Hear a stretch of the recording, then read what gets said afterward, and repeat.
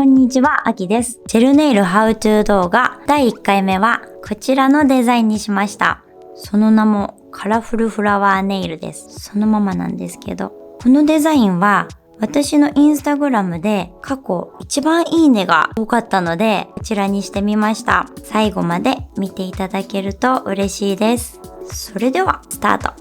最初に簡単な道具の説明をします。このお花のアートのベースに書いてあるカラフルなお花の色は、こちらのホルベインさんから出ているリキッドタイプの絵の具アクリリックインクを使っています。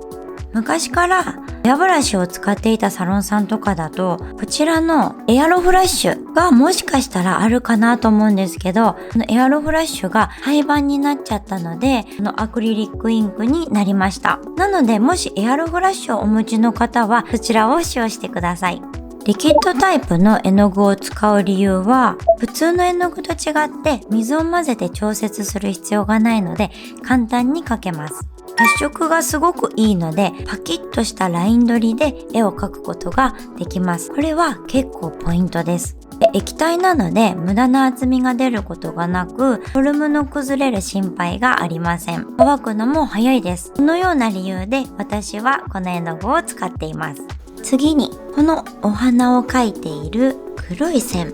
こちらはこの万年筆を使っています。これくらい持ち手が太い方が私は描きやすかったので、こちらを買いました。黒いインクは先ほど紹介したアクリリックインクの黒を使っていきます。ちょっとパッケージ年季が入っちゃってますね。最後にまた道具の詳細を紹介するので、そちらを参考にしてください。How to 動画ではこちらのシリコンハンドさんに協力していただいて、お客様の手に施術をしているイメージで見てもらえたらと思います。まずはベースコートを塗っていきます。私はパラジェルさんのクリアを使用していますが、お手持ちのベースジェルで大丈夫です。このシリコンハンドってキューティクルラインとかもなんかこうグイって上げれちゃうので、なんかこれどこまで塗っていいんだろうっていう、この根元の塗り方とかは全然ちょっと参考にならないと思います。すいません。こんな感じですかね。そしたら硬化します。次に絵の具を描きやすくするためにマットコートを塗っていきます。リーフジェルさんのノンワイプマットトップを使っています。マットトップは無駄な厚みでフォルムが崩れないように薄く塗っていきます。リーフさんのマットってすごく薄く塗ってもしっかりマットになってくれるのでおすすめです。他のマットと比べると匂いがちょっとだけ独特ですでは公開します。すごく薄く塗ったんですけど、綺麗にマットになっています。リキッド絵の具は未硬化ジェルの上とツルツルの表面の上は弾いてしまってうまく描けないので、このマットコートで絵の具を描きやすい状態を作ります。リーフさんは硬化後、その状態で全く弾くことなく描けるんですね。でもしお手持ちのマットトップが弾くっていう方は、エタノールで拭き取ってから描いてみてください。そしたらアクリリックインクで花を描いていくんですけど、お花の描き方のちょっとしたポイントを紹介します。花びらは5枚か6枚の花をイメージして描いています。でなんか丁寧に描こうと思わず結構ざっくり描くんですけど、ポイントとしてはこの花びらの外側をちょっと太めに描くというイメージで描いてます。で6枚の場合も外側をちょっと太めに描くようなイメージです。こんな感じ。ちょっと子供みたいなすごい絵になっちゃいましたけど、本当に結構ざっくりで大丈夫です。で実際爪にのせるときはチップの部分の花の真ん中をクリアに開けてあるんですけど、ここがとっても可愛いので、まず最初に真ん中に穴を描きます。そしたらこれをさっきみたいな6枚とか5枚のイメージでざっくり塗っていきます。ここも穴を開けてこういう感じで絵の具なのでささっと塗りつぶせます。そして最後も丸で穴を開けたら1、2、3、4こんなイメージで実際に描いてみたいと思います。絵の具のパレットはこちらのホルベインさんから出ているペーパーパレットを使用しています。今までいろいろ使った中では絵の具の乾燥もちょっと遅いような気がするので、これを気に入って使っています。パレットにインクを置いていきます。色を混ぜて使うので隣同士の色が混ざっちゃわないように少し離して置いていくといいです。で、白は混ぜる時に結構よく使うので多めに出しておくと便利です。絵の具を描く筆はクリスノさんの M サイズを使っています。ちなみにリキッドの絵の具使うときはこれ同じものなんですけど、上の方がちょっと毛がボサボサになってますよね。描いたての新品だとインクがちょっとしかつかないみたいな感じで、ちょっとだけ使い古した筆を使ってもらうとしっかりインクを吸って描きやすいと思います。一つ注意点なんですが、色によって透明度に差があります。透明のインクは描いた時に水彩のように下が透けてしまうので、できるだけ不透明のインクと混ぜて透けないように描くことがポイントになります。ラベルの裏側に透明不透明と書いてあるので、確認してできるだけ不透明のインクを買うと使いやすいと思います。で、混ぜるとこのやっぱり結構幅を取るので、インク同士を離してて正解だったなっていう感じです。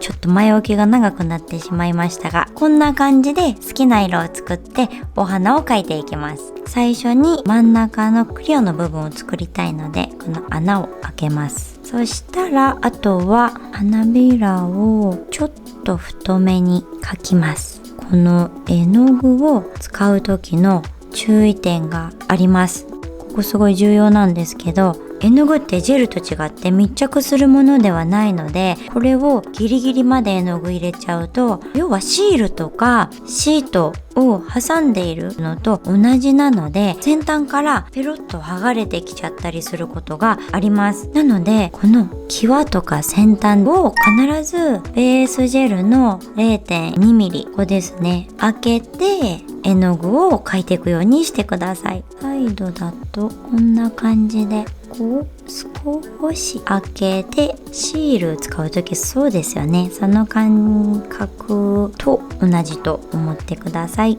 なんか私書いてると声がちっちゃくなってますね。いつも気づいたらこしょこしょ話みたいになっちゃって、今急になんか大きくしちゃったけどちょっと急に多分聞き取りづらくなっちゃってすいません。この花びら本当にペペって感じで結構雑で大丈夫なんですよね。こんな感じでお花をかけたら、ここにちょっと葉っぱのようなものを入れていきます。葉っぱっていう形じゃなくっても、ちょっとなんか丸いものみたいな、こんな感じで葉っぱ風なものも色をいろいろ使うとカラフルになって可愛いですよね。これで絵の具の場合はこのまま乾かします。で、今1本だけでやってるのでちょっとまだ乾いてないんですけど、これをだいたいやると片手1本ずつだったとしても、片方描いてる間にだいたい乾いているので、普通にお客様にやってる時は乾かす時間とか待つ必要はそんなにないと思います。ここで次の黒のラインを描く前に、この画面をスクリーンショットしておいていただくと、お花どんな風に描くんだっけっていうのがわかると思うので、バランスとか難しいなって思ったら一旦これを見よう見まねで描いていただけるといいと思います。絵の具が乾いたらプリジェルさんのキャンジェルを塗っていきます。私は筆の方が塗りやすいので筆でキャンジェルを塗っていきます。で、この時アートをしっかり覆うように塗ってください。絵の具が乾いてなかったりすると、これを塗った時に絵の具がさーって引いちゃったりするので、しっかり乾かすことと、あとあんまり筆圧をかけるともしかしたらその絵の具が引いてしまうことがあるので、それを気をつけて、厚みは出さないんですけど薄すぎないようにという感じで塗っていただけるといいと思います。なぜキャンジェルを塗ったかというと、この後万年筆でラインを描いていくんですが、ある程度硬さがベースにあった方が描きやすいので、私はキャンジェルを使っています。効果が足りないとちょっと描きにくかったりするので、ここは60秒しっかり硬化していきます。そしたら少し手間にはなりますが、ここで一旦バフを入れていきます。これはしっかり削らなくても表面のツヤが消えたら大丈夫です。スポンジは220ぐらいがおすすめです。あまり粗いものを使ってしまうと万年筆描くときに表面がガタついたりするので、少し滑らかなスポンジでバフをします。そしたらブラシでダストを払ってエタノールで軽く拭き取ります。線はあまり難しく考えず、自分の好きなように描いてもらうのが一番いいんですけど、今回のデザインはどんな感じで描いてるかっていうのを説明します。まず線をお花の真ん中ですね。真ん中はぐるぐるっと二重線みたいに描いて、そしてお花を描いていくんですけど、からはほんと一つの線をずっとくるっとこう続けていくような感じで描いてます。このチップのところ見てもらうとこんな感じだったり、結構ほんとこういうところとか、その花びららしからぬ形みたいな感じで、それでも花びらに見えてしまうという。そして真ん中のドットですね。ドットを描いてると、なんかお花なんだっていうのがわかるので、綺麗にお花を描こうとしないで、一旦ちょっとここに描いてみようと思います。でここがちょっと二重になってたら可愛いので、そしてこっからはこういう感じで一本でも全然いいです。でこれがその下の絵の具からはみ出してても全然可愛いので、きっちりこの線に沿って描こうと思わずに描いてください。葉っぱもぐるんって感じだったり、丸だけだったり、こんな感じです。そして可愛くなるこのドットを描いていくのがポイントですね。これで一気にお花っぽくなるので、この隙間とかにこういう感じでちょっとラインを入れてもらうと、またさらに可愛くなります。でここにも少し小さいドットを入れていくという感じです。ちょっと説明がめちゃくちゃ下手ですいません。実際ちょっとこれを踏まえて描いていきたいと思います。さっきのペーパーパレットにアクリリックインクの黒を出しておいて、万年筆で描いていきます。インクは本当に先っちょに少しつけるくらいで大丈夫です。そしたらこんな感じで絵の具からはみ出ても大丈夫。こっちもちょっとこれは横から見ましょう。こんな感じです。そしたら黄色はくるりんと、もうはみ出しまくっちゃっても気にしない。そしてこれもあえて結構ずらしちゃったりして、意外とずれてるのが可愛かったりするので、先にこのちょっと隙間にラインを入れてみましょう。よいしょ。そしたらここからは可愛いドットを入れていきます。万年筆でクリクリくるくるですね。ちょっと横はこちらの一気に可愛くなりますね。また声がね、すいません、ちっちゃくなっちゃって、このライン上にもちょっとドットを入れるとすごく可愛いです。いい感じですね。ここもスクリーンショットしておいていただくと、ラインどうやって描いたっけっていうのがわかると思います。そうしたらこのお花の真ん中にちょっとキラキラしてるラメを入れていきます。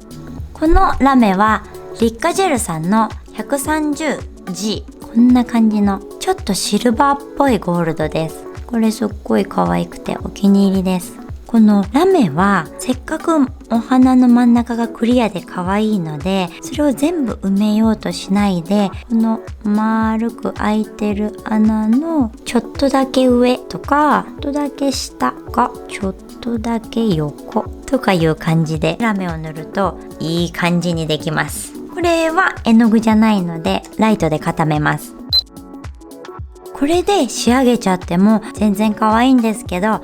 最後にもうちょっとだけ可愛くなる小技を入れたいと思います。それが何かわかりますかね？この白いドットです。これを後入れします。で、なんでさっき絵の具の時にやんないんだっていう感じなんですけど、これ後からちょっと入れることで、その下とこの上の絵の具の奥行きというか重なり合いがちょっと複雑に見えて、可愛さが増す気がします。で、白だけじゃなくて、もうちょっとなんかこんな色入れときたかったなっていうような色とかも、このお花に少しかぶせたりしながら、ちっちゃいドットとか入れるのもすごく可愛いので、このちょっとを入れるだけでバージョンアップします。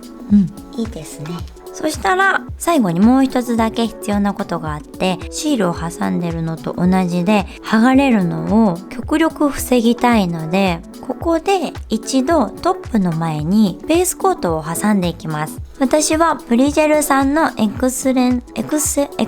ベースエクセレントベースを使っています。これなんでベースコートを塗るかというと、そのトップコートもやっぱり密着するという力がベースコートよりあるわけじゃないので、ここで絵の具をしっかりくっつけるというような意味でベースコートを塗っていきます。このサイドのキワキワもしっかりかぶせるように、ここから剥がれてきちゃったら台無しなので、とにかくキワのキワまでしっかり、先端もですね、先端もしっかりかぶせて、絵の具のかぶせ残りがないようにを最優先で塗ります。つやん。つや出るとまたちょっと表情変わりますよね。これで一度硬化します。そしたら最後にトップコートを塗って終了になります。今回ちょっとチップなので、最後トップはキャンジェルでコーティングしますが、皆様の普段使われているトップコートで仕上げてください。そしたらトップジェルも硬化して終了です。可愛く出来上がりました。これ横から見てもらうと、じゃん、絵の具なので無駄な厚みが出てないと思います。フォルムも綺麗にできました。10本の方がカラフル感は増しますが、1本でも十分可愛いアートなので、ぜひいろんな色で試してみてください。もし今日の動画を見てカラフルフラワーやってみたよという方がいらっしゃいましたら、ハッシュタグ秋_ネイルアートをタグ付けして投稿していただけると嬉しいです。皆さんのオリジナルカラーを楽しみにしています。最初に今日使用したジェルの紹介です。スクリーンショットをして参考にしてください。次にツールの紹介です。動画の中では紹介していませんでしたが、ベースジェルなどを塗っていたのは3番のシャレドアさんのアンカージェルブラシフラットです。もう一つ紹介し忘れていたんですが、万年筆の先の替えのペンは丸ペンを使っています。最後にインクの紹介です。インクについては最初にも少し話しましたが、エアロフラッシュがサロンに眠っている方はぜひそちらをお使いください。今日の動画いかがでしたでしょうか？もし参考になったよという方がいらっしゃいましたら、グッドボタン、チャンネル登録よろしくお願いします。今日も最後までご視聴いただきありがとうございました。また次回の動画も楽しみにしててください。またね。もう一アクセントもうワンポイント違う、なんだっけ、もう一小技、